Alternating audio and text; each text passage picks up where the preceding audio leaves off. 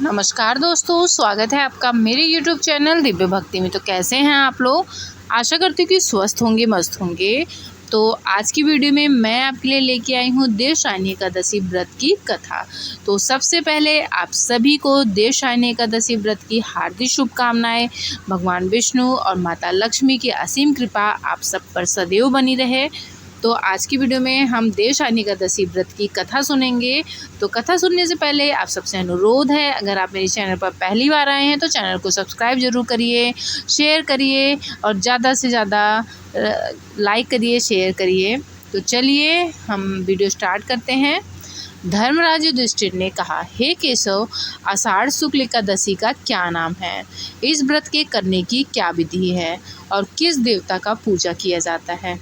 श्री कृष्ण कहने लगे कि हे युधिष्ठिर, जिस कथा को ब्रह्मा जी ने नारद जी से कहा था वही मैं तुमसे कहता हूँ।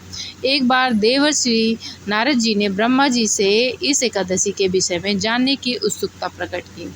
तब ब्रह्मा जी ने उन्हें बताया, सतयुग में मानधाता नामक एक चक्रवर्ती सम्राट राज्य करते थे।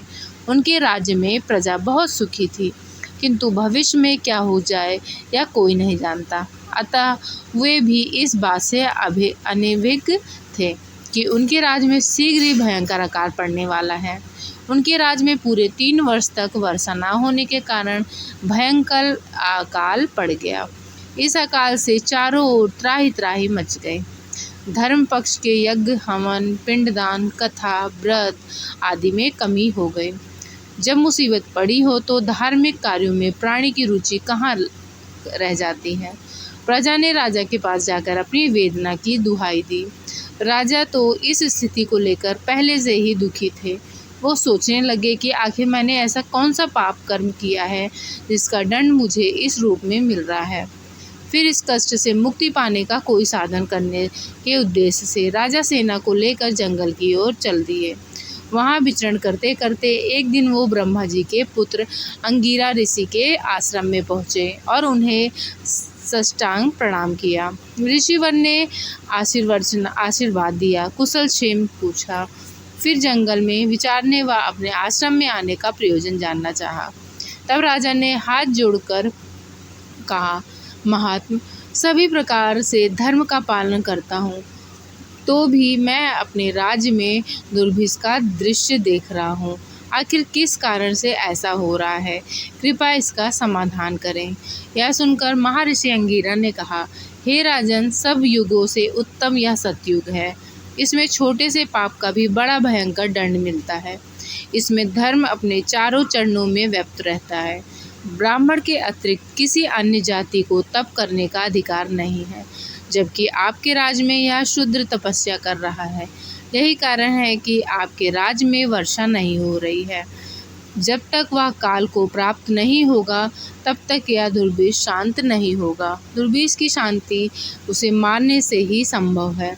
किंतु राजा का हृदय एक नरपराध शूद्र तपस्वी का सामना करने को तैयार नहीं हुआ। उन्होंने कहा, हे देव, मैं उस निरपराध को मार दूं, यह बात मेरा मन स्वीकार नहीं कर रहा है। कृपा करके आप कोई और उपाय बताएं।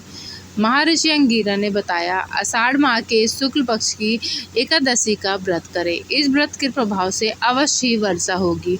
राजा अपने राज्य की राजधानी लौट आए और चारों वर्णों सहित एकादशी की विधि पूर्वक व्रत किया। इस व्रत के प्रभाव से उनके राज्य में मूसलाधार वर्षा हुई और पूरा राज धन धान्य से परिपूर्ण हो गया। ब्रह्मवैवर्त पुराण में देवशायनी एकादशी के विशेष महत्व का वर्णन किया गया। इस व्रत में प्राणी की समस्त मनोकामनाएं पूरी होती है। जो इस व्रत को रखता है और उस दिन कथा सुनता है, सुनाता है, उसकी सभी कामना पूर्ण होती है। तो इसी के साथ मैं आपसे विदा लेती हूँ। आशा करती हूँ आपकी वीडियो अच्छी लगी होगी। तो चलिए मिलते हैं एक और नई वीडियो के साथ। तब तक के लिए जय श्री कृष्णा। स्वस्थ रहिए, मस्त रहिए।